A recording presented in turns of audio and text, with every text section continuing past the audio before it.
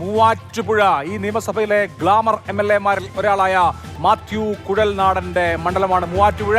മാത്യു കുഴൽനാടൻ എത്ര മാർക്ക്? 61.92. അത് എന്തുകൊണ്ടായിരിക്കും? ഇപ്പോൾ നമ്മൾ നേരത്തെ കണ്ട ലീഗ് MLA-മാരിലുള്ള ഗ്ലാമർ മണ്ഡലത്തിലുണ്ടോ എന്നുള്ളത് സംശയമാണ്. അദ്ദേഹം റാങ്ക് 99.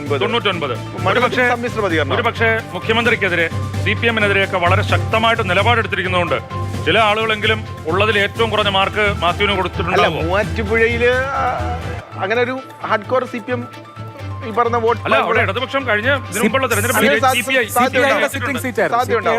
പക്ഷേ ഇത് താരതമ്യേന ഇപ്പൊ റോജിയെ പരിശോധിക്കുമ്പോഴും തൊട്ടപ്പുറത്ത് അനൂപിനെ നോക്കുമ്പോഴും അല്ലെങ്കിൽ നമ്മൾ ആന്റണി ജോണിനെ നോക്കുമ്പോഴൊക്കെയും ചുറ്റുപാടും കിടക്കുന്ന MLA-മാർ വെച്ച് നോക്കുമ്പോൾ 61.92 എന്ന് പറയുമ്പോൾ താരതമ്യേന കുറവാണ്.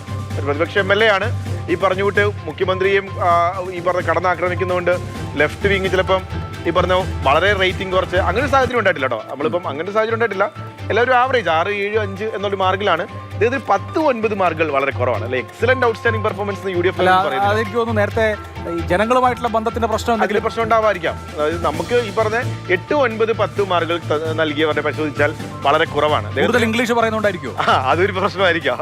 എന്തായാലും നമുക്ക് മൂവാറ്റുപുഴയിൽ അട്ടിമറി ഉണ്ടാവുമോ എന്ന് നോക്കാം. മൂവാറ്റുപുഴയുടെ മത്സര ചിത്രം. ഇല്ല, ഒരു അട്ടിമറിയില്ല. 47.54 കംഫർട്ടബിൾ ആണ് UDF. LDF 39.07, NDF 13.39, lead 8.47. അതായത് LDF-ൽ നിന്ന് UDF പിടിച്ചെടുത്ത മണ്ഡലമാണ്. മാത്യു കുഴൽനാടൻ മൂവാറ്റുപുഴ പിടിച്ചെടുക്കുകയായിരുന്നു LDF-ൽ നിന്ന്. അതിന് മുമ്പ് ജോസഫ് വാഴക്കൻ UDF-ന്റെ MLA ആയിട്ടുണ്ട്. മുന്നണികൾക്കും ജയിക്കാൻ പറ്റുന്ന സാഹചര്യമുള്ള മണ്ഡലമാണ്. അതായത് ഇരു മുന്നണികളും മാറി മാറി അവിടെ ബാബുപോളി ജയിക്കുന്നു, വാഴക്കൻ ജയിക്കുന്നു, എൽദോ ജയിക്കുന്നു, ഇപ്പോൾ മാറി മാറി ജയിക്കാനുള്ള സാഹചര്യമാണ് അവിടെ സാഹചര്യം.